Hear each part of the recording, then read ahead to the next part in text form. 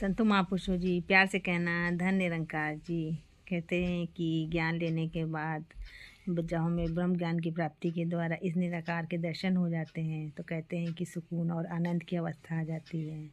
तो सुकून और आनंद की अवस्था किसी किसी के पास तो आती है, किसी किसी के पास नहीं भी आती है, क्योंकि जिसको ज्ञान समझ में नहीं आता। ये निराकार कहने को तो हम कहते हैं हमें दिखाई दे रहा है, मगर नहीं दिखाई देता है। जिसको दिखाई देता है उसको ही आनंद आता है।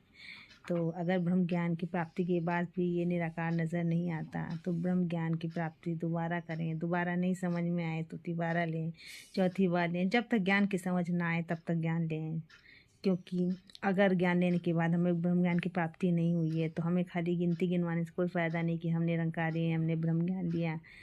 तो इसलिए जब तक ज्ञान समझ नहीं आता तब तक आप बार बार ज्ञान लें, क्योंकि दासी ने भी 2 या 3 बार ज्ञान लिया तब दासी को समझ में आया, क्योंकि दासी निरंकारी परिवार से नहीं थी और ना ही संत महापुरुषों का साथ मिला। इसलिए ज्ञान को समझने में दासी को तो बहुत लंबा समय लग गया।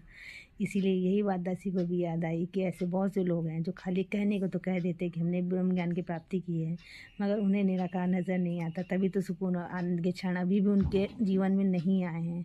तो सुकून और आनंद की अवस्था जब आती है तो अपने आप ही चेहरे पे मुस्कान आ जाती है। तो इसीलिए दासी फिर एक बार कहेगी कि बार बार ज्ञान लें। प्यार से कहना जी।